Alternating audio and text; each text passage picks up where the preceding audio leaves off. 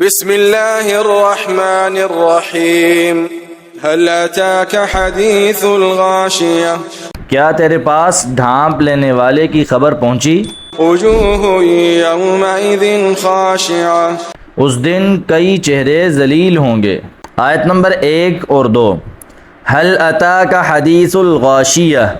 الغاشیہ، غاشیہ یغشا باب سامع یسمع سے اسم فاعل ہے، ڈھانپ لینے والی۔ مراد قیامت ہے جو ہر چیز پر چھا جائے گی۔ عاملۃ ناصبہ، محنت کرنے والے، تھک جانے والے۔ تصلی نارا حامیہ، گرم آگ میں داخل ہوں گے۔ آیت نمبر 3 اور 4۔ عاملۃ ناصبہ، کافر دنیا میں جتنی محنت بھی کرے وہ قیامت کے دن گرد و غبار کی طرح اڑا دی جائے گی۔ دیکھیے سورہ فرقان آیت نمبر 23۔ یہی حال دکھاوا کرنے والے اور سنت کو چھوڑ کر خود ساختہ عمل کرنے والے کا ہے کہ سخت محنت کے باوجود جہنم میں جائے گا۔ دیکھیے سورہ کہف کا آخری رکوع مع تفسیر۔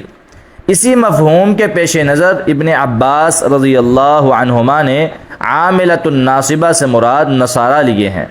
دیکھیے صحیح بخاری کتاب التفسیر باب سورۃ هل اتاک حدیث الغاشیہ، حدیث نمبر 4941 کے بعد۔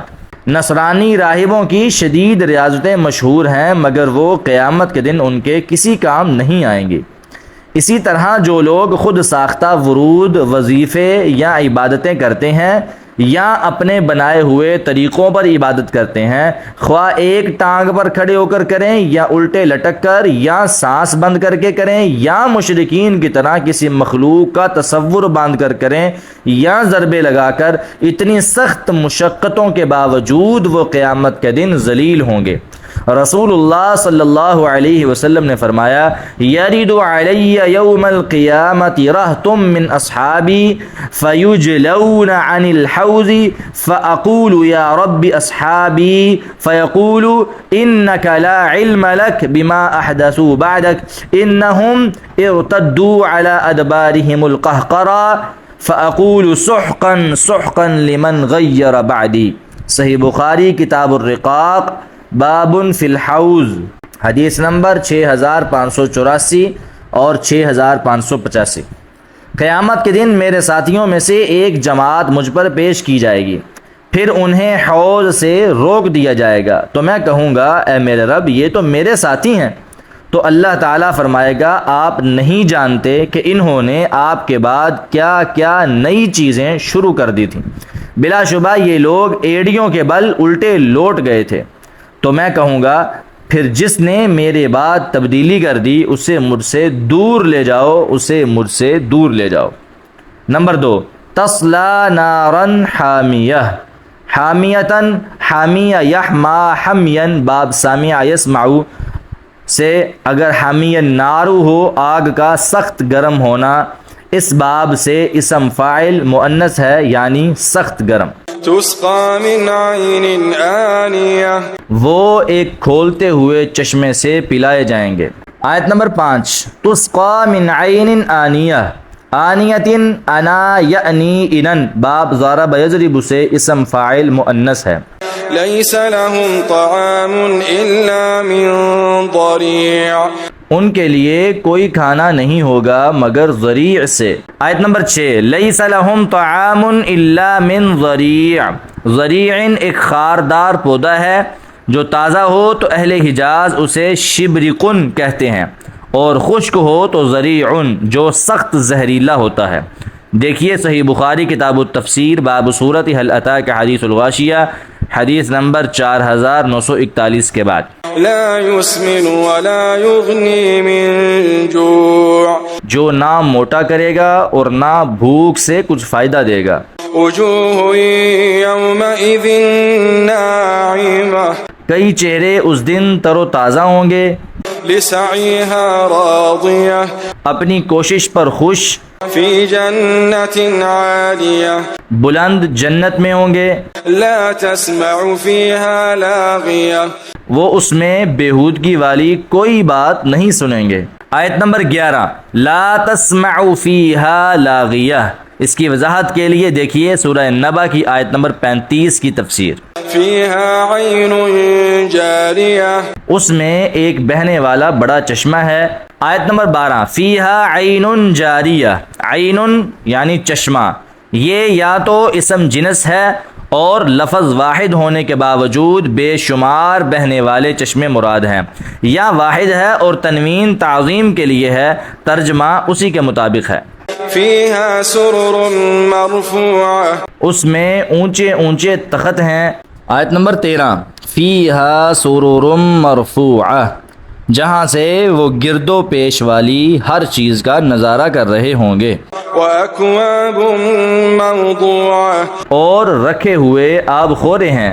آیت نمبر 14 وَأَكْوَابٌ مَوْضُوعَةٌ، اکواب کوب کی جمع ہے، وہ پیالے جن کی نہ دستی ہو نہ ٹونٹی۔